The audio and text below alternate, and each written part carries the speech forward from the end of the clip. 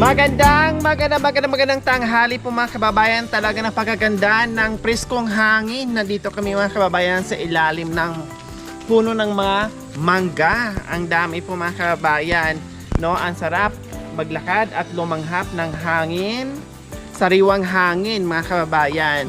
Kaya sa hapong ito mga kababayan, tara, dahil nandito pa rin po ang buong team at naglalakbay papunta po doon mga kababayan. Medyo malayo-layo po ito, no? Mga 1 kilometro o mahigit 1 kilometro po itong aming lalakarin bago kami makarating doon sa bahay na papasyalan natin. At syempre mag-iiwan tayo ng ngiti at saya sa mga matatanda. At balita ko mga kababayan, itong dalawang matatanda mga kababayan, no, dati ay mapagbigay din sila doon sa mga taong nangangailangan. So ngayon, dumating din po ang panahon na sila ay nangangailangan at tayo naman ay handang magbigay ng biyaya sa kanila doon sa kanilang kahilingan. Kaya tara mga kababayan, alamin po natin kung ano po ang buong kwento ni nanay at ni tatay. Balita ko mga kababayan, 80 years old yung babae, si nanay, and then 76 si tatay. Kaya tara mga kababayan, samahan nyo po ang buong team.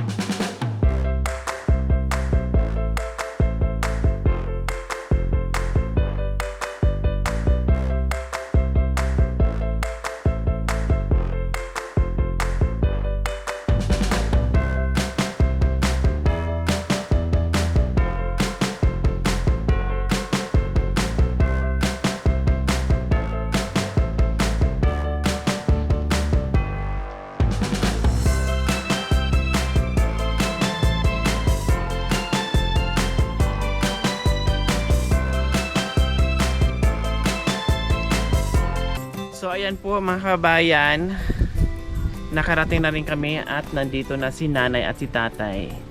Hello po, magandang tanghali po sa inyo. Ang sarap naman dito tumambay, no, mahangin.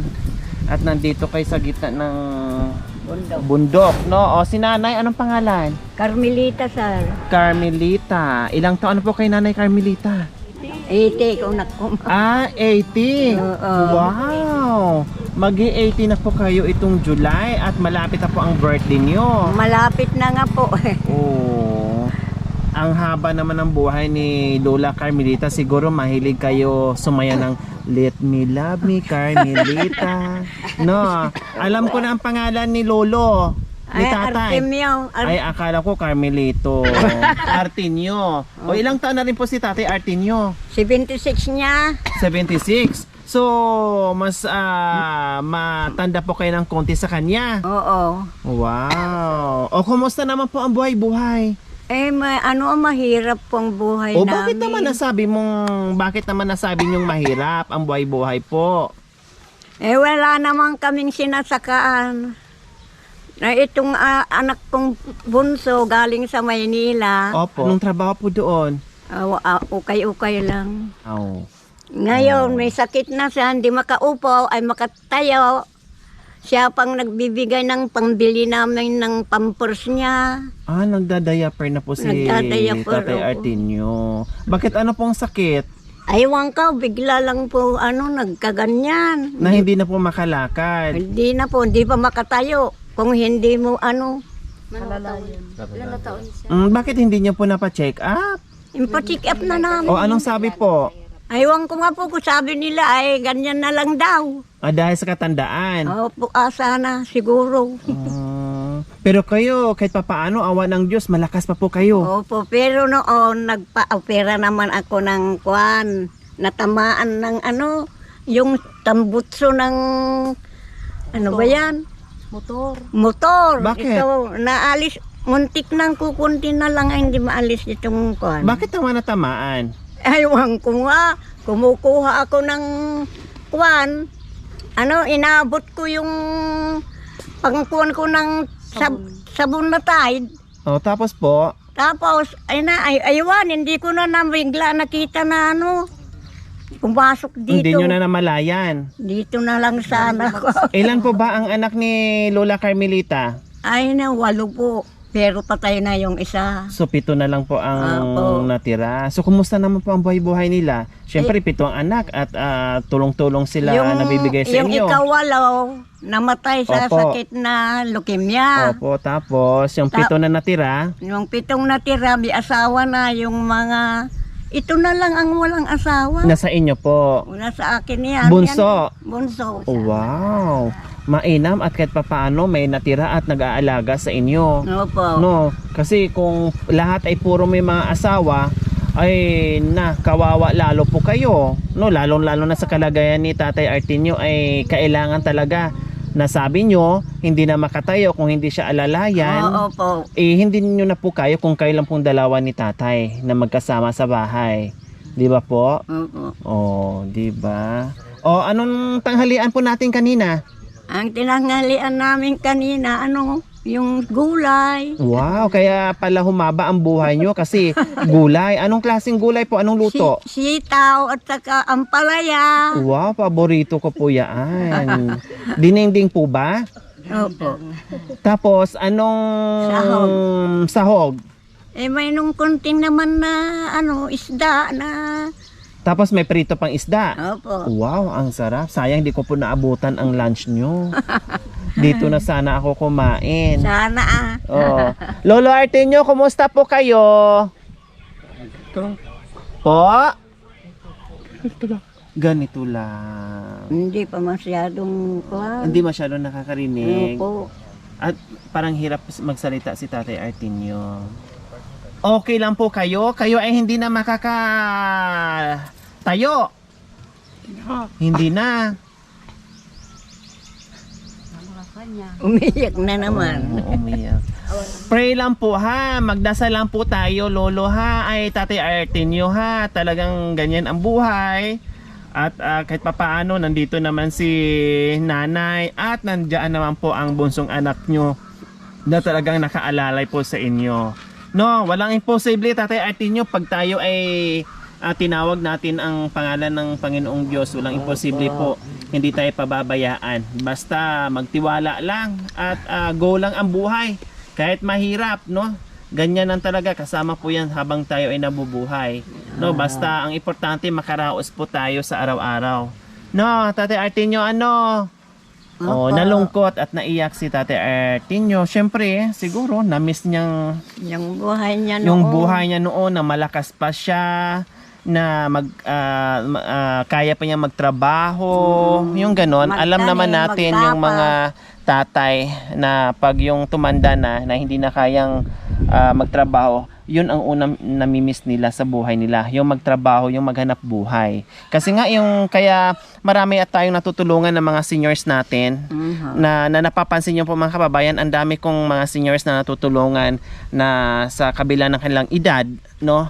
Pero patuloy pa rin po sila nagtatrabaho, naghanap buhay kasi gusto nila. Although meron silang mga anak, mga kababayan na nagbibigay sa kanila, hindi man lahat pero meron, pero gusto pa rin talaga nilang kumilos, no? Yung sarili nilang kayod kasi nga namimiss nila at yun na yung pinaka-exercise nila kasi yung iba tulad ng tatay ko 80 years old or 81 years old nagbubukid pa rin kahit anong saway ng namin at mga kapatid ko talagang umiiskapo pa rin, no? Gumagawa talaga ng paraan para makapunta sa bukirin niya. Ganon po talaga ang ating mga lolo, mga tatay, no? Mga nanay at lula, masisipag. Okay, so syempre, sabot na aming makakaya. At balita ko, kayo daw noon ay namimigay din kayo ng hindi daw kayo madamot sa kapitbahay nyo. Opo, kasi talaga naman to. O ano po ang ginagawa nyo noon, nanay? Naggagapas kami sa mga kakuhan, kamag-anak namin. Dahil hindi naman kami nagsasaka. No po. Nakikigapas lang kayo. Opo. Kasi wala kayong sariling lupa. Wala nga po. O pero ang buhay nyo ay sakto lang. Pero nakuha nyo pa rin mamigay doon sa mga iba na walang-wala din sa buhay. Opo. Kahit mahirap kami, nagbibigay rin kami kung may hihingin sa amin. Malakas pa po yung father ko. Mahilig po siyang magtanim ng mga gulay-gulay. Tapos pag may hihingi po sa kanila, binibigay na lang, pinamimigay. Wow. Imbis na ibenta. Kung kayo naman din ay may lalapit sa inyo, talagang hindi uuwi na wala kayong ipabitbit o ipabaon. Talagang nandiyadyaan kayo, nagbibigay din kayo. Opo. Wow, ang bait naman din nila. So ayan, okay. Pagpasensyahan na, meron kaming munting pagmamahal kay Nanay Carmelita and Tatay Artemio.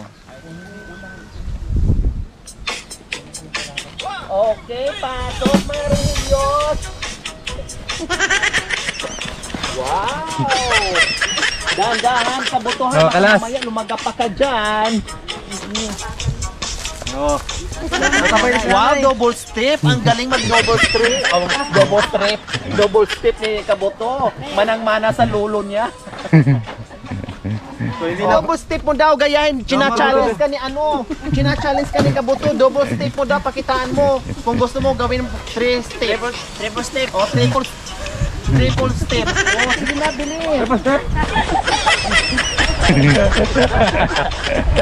Oy, imbes kanina ang init-init, ngayon uulan dahil sa mga sayaw nyo. Uulanin na tayo. O mukhang natawa kayo doon sa sayaw nila, hindi ba tama? Opo. Ha? Hindi magaling? Magaling din po. Ah, magaling din. Papasa po ba? Opo. Papasa ba sa panglasa nyo pong sayaw nila? Oo nga. Oo. Pinatawaan nila kami. Wow, pinasaya nyo daw, Makoy and Jacoy and Kabuto, pinasaya nyo daw si Lola at si Lolo. Oh. Siyempre, ito na po, isang sakong bigas, isang tray na itlog, at yung atin assorted groceries. Iiyak siya. At bukod pariyaan, siyempre magbibigay ako ng cash para bumili ng masarap na ulam si Nanay Carmelita at pahigupin ng sabaw na mainit-init si Lolo, si Tatay Artemio. Thank you. Oh, di ba? O anong mensahe ngayon, Lola, sa biyayang Sana. natanggap natin? Sana itong binigay ninyo sa amin, mas marami pa. Masaya po kayo? Masaya nga po eh. Ang dami naman ninyong binigay. May pera, may bigas, Wow, salamat po, walang anuman. Tatay Artemio, masaya po si Tatay Artemio? Ha? Opo naman. Naragsak ka na, oh. Oo. Nagsangit kami. Naiiyak. Naiiyak si Tatay Artemio. Hindi man siya makapagsalita pero dama natin yung kanyang saya Opo. at tuwa sa biyayang nakikita niya ngayon na inabot natin sa kanila, no? Yun po yung kahulugan doon sa mga luha ni Tatay Artemio. Maraming salamat. Ayan po, meron na naman tayong mga seniors na napasaya natin at napaiyak natin sa tanghaling ito. Kaya maraming salamat po talaga sa lahat ng aking mga subscribers, followers, ayan, sa ating mga sponsors, no, sa ating mga YouTube members, commentator, viewers, sa lahat po na nandiyan po sa aking channel. Maraming salamat po talaga sa inyo dahil araw-araw, no, araw-araw tayo umiikot at namamahagi ng pagmamahal sa mga kababayan natin. Kaya mga kababayan, hindi ko na patagalin kasi sinusundan kami ng ulan at baka maabutan kami dito sa gitna ng bukid. Hindi pa naman kami nakadala ng payong nandoon sa sasakyan, kaya bilisan na po natin. Magpapasalamat na tayo sa walang sawang pagmamahal mula noon hanggang ngayon. Ate Carmen Cruz ng Saudi Arabia, the Ma'am Rexy Cortez Hardilisa from Delhi City, California, Ma'am Miss Jane from Texas,